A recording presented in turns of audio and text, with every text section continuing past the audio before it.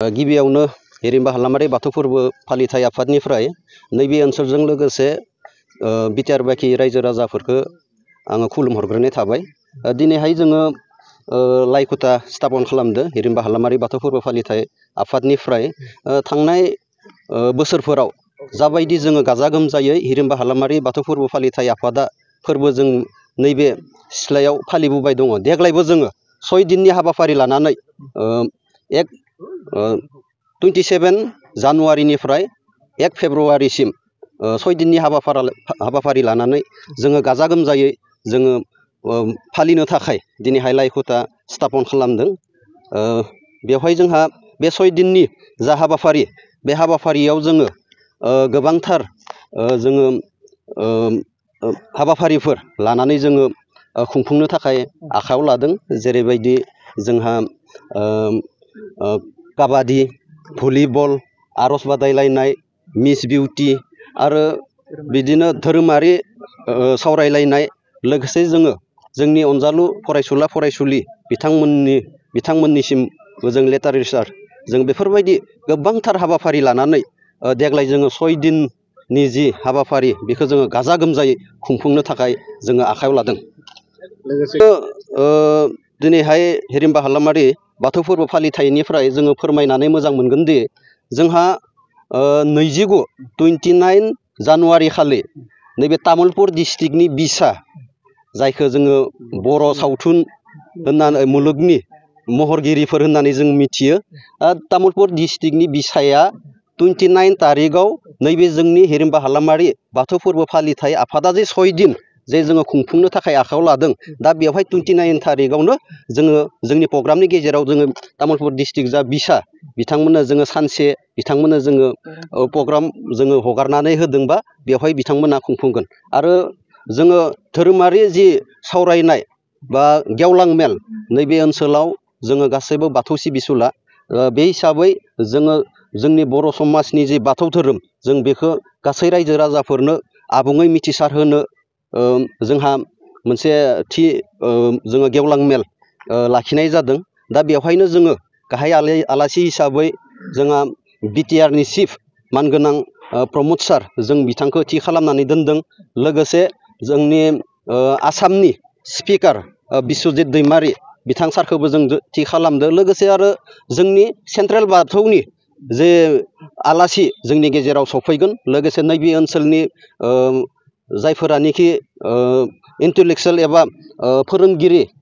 बिथांमोनखौ जोङो माननि आलासि हिसाबै थि खालामनानै बर' बाथौआरि समाजनो एबा जोंनि रायजो राजाफोरनो जोङो गेबेङै बाथौनि सोमोन्दै फोरमायनाय मोनसे हाबाफारि एबा गेवलां मेलखौ जोङो 1 फेब्रुवारियाव लास्ट दिना जोङो लानाय जादों। लोगोसे हारिमु जोङो सानफ्रोमबो जोङो हारिमु आयदा जों बेफोरबायदि जोंनि नैबे हिरिम्बा हालामारि बाथौ फोरबो फालिथाय आफादा जे 6 दिनाव सानफ्रोमबो जोङो हारिमु आयदा जों लाखिनाय जादों। लोगोसे जोङो जे साननै जे जोङो गायक जोङो लाबोनो नागिरदों, जोंहा मा होनगोन बसुमतारी बिथाङाबो गायक, करुना मयराभा आरो अमर बर' बिथांमोनखौ जोङो नैबे जोंनि जा 6 दिननि जि हाबाफारि दा बेवहाय जोङो लाबोनाय जादों। जोंनि जा कालचार नाइट बियो हरफ्रोमबो जोंहा सोलिबाय थायो। हयथ'बा जायफोरानोखि नैबे 10 बोसोरनि आगोल नैबे जोंनि जा हिरिम्बा हालामारि बाथौ फोरबो फालिथाय आफादनि जे फोरबो फालिनाय बेवहाय बयबो लैहोर लैहोर फैदो आरो बिथांमोना नुलांदो। आरो देग्लायबो गुबुन बोसोरनिख्रुइ जे साबसिन जोङो खालामनो थाखाय जोङो थि खालामदों। जोंनि हिरिम्बा हालामारि बाथौ फोरबो फालिथाय आफादनिफ्राय गासै रायजो राजाफोरखौ जोङो मिथिहरनो नागिरदों दि जोंहा 29 जानुवारि खालि जिहेथु बिसानि बे नैबे सिथ्लायावनो मोनसे प्रग्राम दङ। दा बेवहाय जेसेबांखि जोंनि महरगिरिफोर दङ, तामुलपुर डिस्ट्रिक्टनियानो जा अन्यान्य जेसेबांखि महरगिरिफोर दङ, बिथांमोना गासैबो जोंनि नैबे 29 तारिखनि जि हाबाफारि बेवहाय फैगोन। बेनिखायनो आं खावलायो, जिहेथु जोंनि नैबे हिरिम्बा हालामारि बाथौ फोरबो फालिथाय आफादनि जि फोथाराव 29 तारिख खालि बिसानि मोनसे प्रग्राम दङ, बेवहाय गासैबो महरगिरि एबा एक्टर एक्ट्रिस गायक बिथांमोना फैजोबगोन। बेनिखायनो आङो गासै बाथौ सिबिसुला एबा रायजो राजाफोरखौ लैहोर लैहोर फैनानै जोंनि जा 29 तारिखजों लोगोसे जाखिनि 27 तारिखनिफ्राय 1 फेब्रुवारिसिम जि फालिनो जोङो लाहार फाहार खालामदो बेवहाय गाजा गोमजायै सानफ्रोमबो फैगोनखौ जोंनि हिरिम्बा हालामारि बाथौ फोरबो फालिथाय आफादनिफ्राय गुरै खावलायहरनाय जाबाय। दिनै हिरिम्बा हालामारि बाथौ गौथुमनि बानजायनायाव 11थि बोसोरारि बाथौ महामेला बेनिनो गिबि खुन्थिया गायसनजेननाय जिथु हाबाफारि बे हाबाफारियाव बाहागो लानानै मानगोनां गागि आफादनि आफादगिरि बि देवलें बिथां आरो बे हाबाफारियाव नुजाफैनो हानाय मेरु गौथुमनि बाथौ मेरु गौथुमनि मानाव गेदेर नेहाथारि आदा मुलुगमुं बुहुम बसुमतारी आदा बिथां बे हाबाफारियाव जिहेतु गोबां रोखोमनि मेहेर गोनां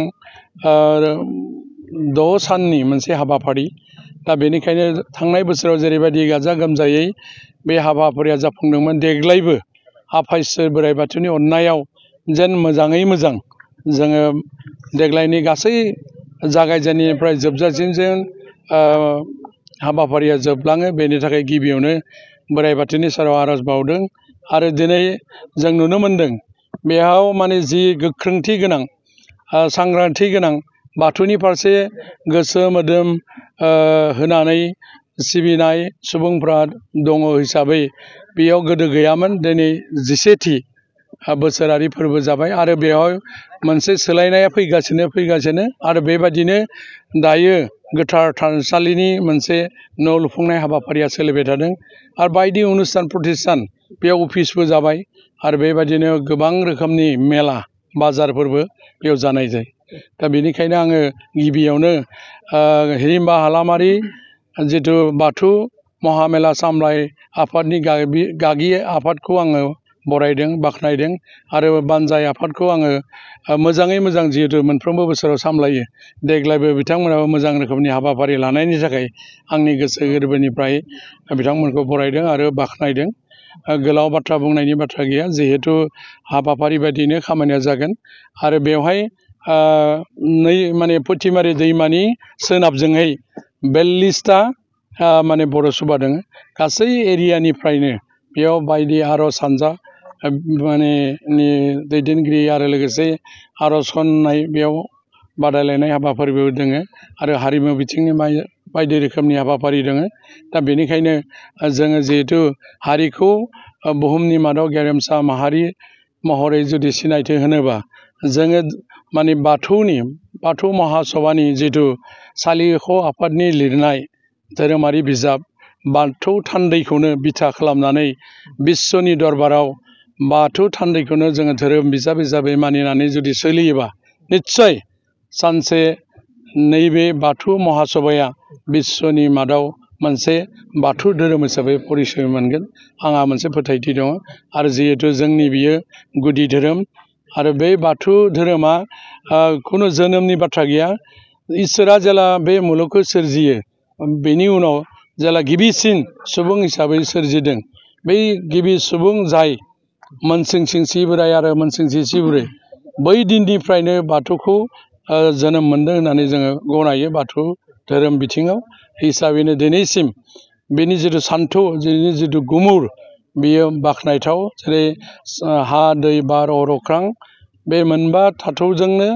जोंनि बाथौ धोरोमा सृष्टि जादों आरो बिनि बिहोमाया मानिथाव गनायथाव आरो बाख्नायथाव आरो बिनिनो मोनसे बिथिंखौ आं बुंदों जिब जिबि सलन पुरन खालामनाय जिबिखौ सिम्बल हिसाबै लायाखै गोदोनि आबै आजौ बिथांमोना बेनिखायनो आङो बिथांमोनखौ माने गंलायै खुलुमो जिहेतु फांसे दंफाङा जेरैबायदि थाइसेयाव थानानै माने खुनु अभारटेक खालामा जिखिनिखौ आखाइ फोलावना मोनजायो बेखौ जानानैनो गावनि देहाखौ गेरेमसा खालामो हानायसिमावलागै गुबुननोबो जायगा होयो बासा लानो आरो सायाबो मोनबावो दा बेबादि धोरोमनि बान्दोआव थानानै सोलियोबा सुबुङा निस्सय इसोरखौ दोङो होननानै मोनदांनो हायो नैबे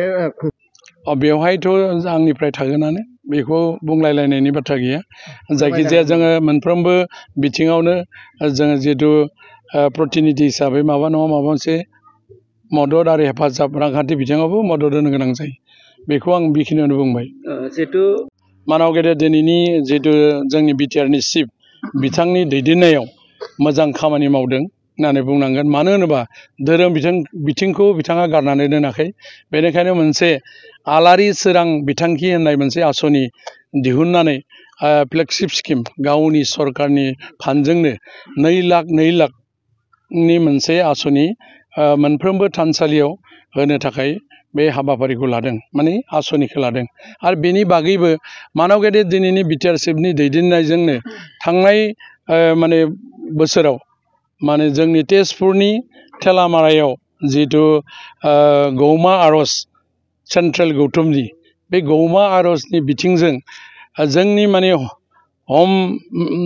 मिनिस्टार भारतनि नखर मन्त्रि आरो जोंनि आसामनि गिबि मन्त्रि मानव गेदेर डक्टर हेमन्त बिश्व शर्मानि जितु फोसावनाय मोनफ्रोमबो